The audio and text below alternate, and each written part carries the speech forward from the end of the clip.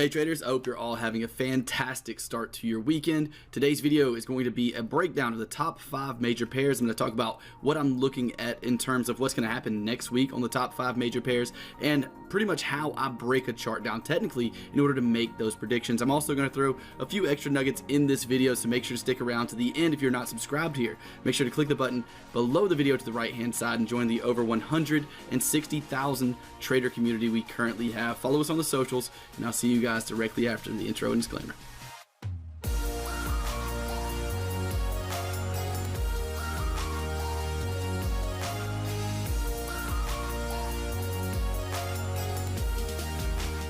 All right, traders, welcome back. So we're going to start our analysis off here on the euro dollar as we normally do. And I'm actually going to take this down to a 4-hour chart on this specific currency pair. The reason we're looking at the 4-hour chart is because we actually had a trade on this pair last week in the EAP training program. And this trade was based on a couple of things that we use in order to break down charts using technical analysis every single week. And I'm going to talk about those right now. So for one, why was I interested in a trading opportunity from this level around 1.1274 here on the euro dollar? That's what we're going to break down right now. In order to do that, we're going to jump out to the daily chart. So here we are on a higher time frame. If you've seen a few of our videos where we break down charts like this, you'll know that the first two things I always look at are on a daily chart or a weekly chart, some kind of high time frame. Specifically in this case, the daily chart. I take a look at the daily chart and I ask myself two very important questions. The first one being, what trend is this market in on that high time frame? And in this case, in the case of the euro dollar, that was a downtrend. I also asked myself, where are major levels of structure that I should be paying attention to for trading opportunities in that direction? If it's a downtrend, in the shorting direction, in the downward direction. So in this case, we had a downtrend on the euro dollar. I'm going to break that down for you now. We are on the daily chart. Let me take the moving average off and just breaking it down, looking at price action. The reason that last week in last week's video, or maybe the week before, we talked about this level. We didn't talk about this level, excuse me. We talked about this market being in a downtrend is because of this. We have a high right here, this high down to low, then created a lower high, followed by a new lower low. In this case right here, after this little 1, 2, 3 move is what I call this. After this 1, 2, 3 move, I know that I am looking for this market to either break this lower high in order to give me a possible reversal, or come down and break this lower low in order to give me trend continuation. At the moment of our video a couple of weeks ago, the market was up here.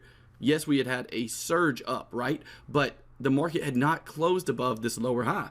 Because of that, I said that what I expected out of this market was for it to push downward. Now, I will play a little short clip right now of that analysis just to show you guys exactly what I was looking at, and I'll be right back afterwards. Trades. Now, if we get below that level, I have another level of possible support right here at 1.12 even, which is another level I'll look for possible bounces from. Something like this could definitely happen. And then I'll look for another counter trend bounce there, along with the fact, guys, that okay, so as you can see, that prediction worked out quite well. We did push down. We actually came down to our next support level that we pointed out and had a pretty nice push up from that level. Now, after that fact, what I was waiting on, and the reason we had a trade from this level around 1.127 in the EAP training program, is as you can see, this level right here in our red zone is an area that's been tested once, twice, 3 times, 4 times as support in the past. So with that being the case, I thought that it was a great level to start looking for a possible shorting opportunity, considering that the overall trend here on the euro dollar on the daily chart is down, considering that this is a major level of structure, and considering that on a lower time frame, if we drop to the 4-hour, we had this nice double top formation, looking at push up, one top, double top, thinking we could possibly see this market continue down, at least retesting 1.119, possibly even going into trend continuation based on that daily chart analysis. So hopefully that helps you understand how that daily chart technical analysis plays along with whatever strategy, whatever system you're using on a lower time frame. So for me, the entry reason that I was using on a lower time frame was a specific kind of double top that we teach in the EAP training program, but I had to add the analysis beforehand in order for this to be a trading opportunity for me. And as you can see on the screen, this trading opportunity did not work in my favor. Unfortunately, it ended up pushing up. It did push down to get about halfway to our targets, a little more than halfway, but then pushed up and stopped us out for break even. For those of you who are new to trading, what's important to understand is that every trade won't win. And what's also important to understand is that although this trade lost, if I had the opportunity to enter this same exact trade over and over, let's say I get a double top at a major level of structure while the market's in a downtrend, a specific double top, and I have my stop loss and target rules set. If my strategy is met, if all my rules are met, I place the trade. I would do this 100 more times. And the way we have an advantage in the Forex market and in any financial market, if you're trading based on technical analysis, is that you have a statistical advantage using that. I know there's somewhere around, based on the exact rules I use, a 55 to 65% chance that I win. I also trade multiple targets, which gives me a little better than a 1-to-1 risk reward. With those odds, I will place this trade over and over 100 times. That's something very important to remember as you're learning to trade and learning to do this. So let's go ahead now and move on to our second currency pair that we're going to take a look at, which is the pound dollar. All right, and we are on the 4-hour chart. Let's zoom back out to the daily chart. Here we are now on the daily, and let's take a look at this currency pair, ask ourselves the same exact questions that I just talked about. Currently, what trend is the pound dollar in? Let's do that same exact analysis, right? We have a starting point right here. We're going to call this a low. We have a push up, a push down, a push up to about here. So this is now our higher high. Considering that this becomes our higher low, we then break into what? New higher highs. Have we broken at this exact point our higher low? No, we have not. We have not broken our higher low. And have we made a 1, 2, 3 move? What I mean by that is, have we made a 1, 2, 3 move, breaking a level of structure? This would be the level of structure we were looking to break on that 1, 2, 3 move. No. So we're not looking for possible reversals. And what does that tell us if we're making higher lows and higher highs? It's telling us that we are in an uptrend here on the pound dollar. Now that that analysis is out of the way, okay, my first step is done. We're in an uptrend. Next up, what did I say we're looking for? Well, after looking and seeing that we're in an uptrend, we're going to look for major levels of structure. We're going to define those levels as a level in the market that's been tested at least 3 times. And very easily, I can put this horizontal line on the screen, and you can see that this level has been tested more than 3 times. Now, one little hint that I will give you is that these levels work great. I use them in my trading every single day, but the only part of this specific chart that scares me is the fact that we are consistently making lower highs. We're making lower highs. We have the same exact support level that oftentimes insinuates that we will see a breakdown of that level. So I'm not looking for long opportunities here on the pound dollar going into next week, and I'm not looking for shorting opportunities until we get this move. If we get a move that breaks below 1.3 and we get a close below that level on a daily chart, my next trading opportunity for me is going to be this zone right here. We're going to see if we can get a pullback into that zone, and same thing, drop down to a lower time frame, use my actual strategy, my actual system on that lower time frame to look for a trading opportunity to the short side. That's what I have right now for the pound dollar. And of course, if this market does continue up, we also have a level of resistance around 1.3305. And if we get up to that level next week, that's a level I'll look for possible shorting opportunities from. So those are my 2 trade ideas, my 2 trading opportunity zones I have on the pound dollar. Hopefully that gives you an idea of what I'm looking for on that pair and how I'm going to use this daily chart technical analysis in order to actually make trades on lower time frames. Let's go to the dollar yen now. Okay. The OTZ zone that we pointed out last week was in this area between 112.17 and 111.75 on the dollar yen. I'll show you an example of the pro trader report we sent out to everyone involved in that program. Links in the description if you want to learn more. And in that program, we told traders, that's a little bit too big. We told traders that this would be an area to look for shorting opportunities from, or at least I would be looking for shorting opportunities in that area. We also just saw that on the video clip. As you can see, this market reacted really well to that level. Now, let's throw in the educational side of this. Why was it a level we were looking at? Well, if you're looking at this and you ask yourself the same 2 questions we've been asking for every currency pair, what trend is this in?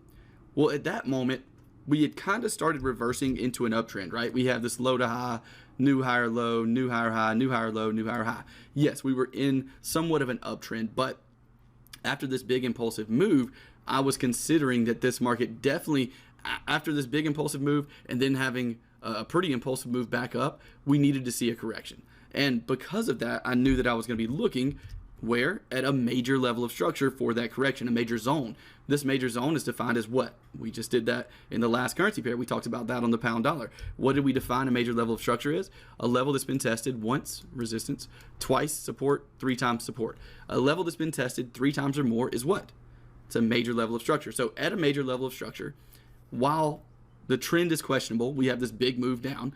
We then have this, we're really in a period of consolidation. So the trend is questionable. We're at a major level of structure. I expect there to be a correction. And then obviously, as you can see on the chart, the correction did happen. Now, moving forward, what are we looking at? Well, we do still have this level of structure that we're currently in on the dollar yen, but at this point, the market's already reacted from it. So what I'm expecting is that we end up breaking above it. Now, as we just talked about on the pound dollar, what do you think I'm going to look for once we break up above this level? If we break above 112.17, we have a candle close above that level. My next trading opportunity is going to be a pullback directly into this same exact zone to look for possible long opportunities to the upside out of this dollar yen market. That's exactly what I'm going to be looking for moving forward into this coming week. And also, guys, there's a level right here that I'm going to be paying attention to as well. As you can see, this level tested multiple times as resistance at around 114 even is where I'll look for possible shorting opportunities. So something we definitely could see is this push up, the pullback into that zone, another impulsive move up, a possible shorting opportunity from there, and then this market continue upwards or even reverse and go down. But what I know for sure is what I just said. I'm looking for a trade in the zone of 112.17 between that and 111.75. A long opportunity if we bust above this or go above this level now, and looking for shorting opportunities around 114 if we can get up to that level next week on the dollar yen. Now we'll move on to our next pair, which is the Aussie dollar. Here on the Aussie dollar, we actually finally are making it back to a level of structure. And this right here, guys, this was just a mess, right? This is just complete consolidation for days and through here. And there was really no way to make a good trade out of that consolidation. But what we did have, and I'll play a clip for this as well, is we had a estimation that this level between 0.703 and 0.700 would provide a great opportunity for long trades. As you can see, that absolutely happened. Now, is this market pushing up? And as you can see in the clip, we estimated that this would be a great long opportunity zone. And now we have that market pushing up into another zone we were paying attention to. Why are we paying attention to this zone? 1, 2, 3, 4 times we've tested this level and reacted from it. So if we get back into this zone, it's definitely a level this week, or this coming week, excuse me, that I'll be paying attention to for shorting opportunities on the Aussie dollar. That's what I'm looking at on this currency pair. And moving on to our last pair of the day, we're going to be now taking a look at the dollar Swiss. I hope my battery doesn't die on this camera. Here we are on the dollar Swiss. What are we looking at on this currency pair? And I also estimated that if we got back up to 0.999, that we would see some type of push down, some type of shorting opportunity. That analysis didn't play off quite as well as the rest of the currency pairs have. But what are we looking at coming up in the future? Okay, let's focus on that for now.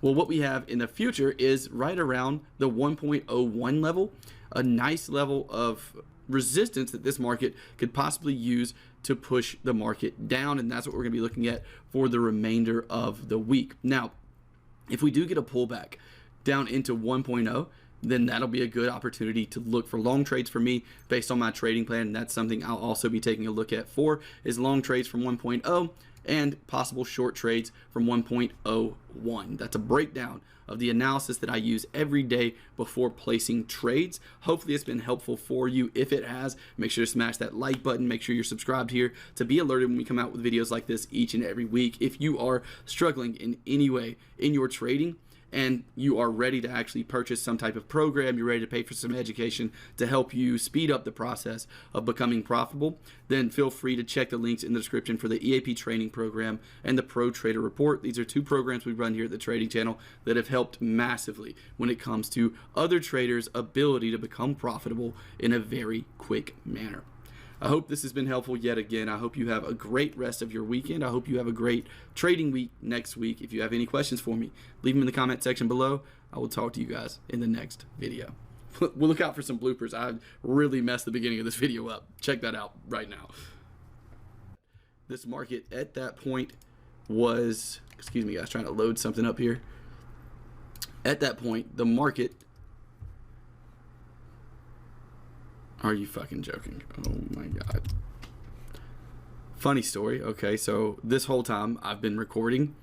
I have dual monitors. One of the monitors is to my right, one to my left. The one to my right is the one that my screen recording software is recording. The one to my left is the one I'm trying to do analysis on. So let's start the fuck over. Oh my god. Okay, starting over now. Right here. Oh, goodness gracious. Sorry, guys. Okay, now we can actually do some analysis. That was a cluster of bad things. Just a cluster of bad. Okay, let's go ahead and start now.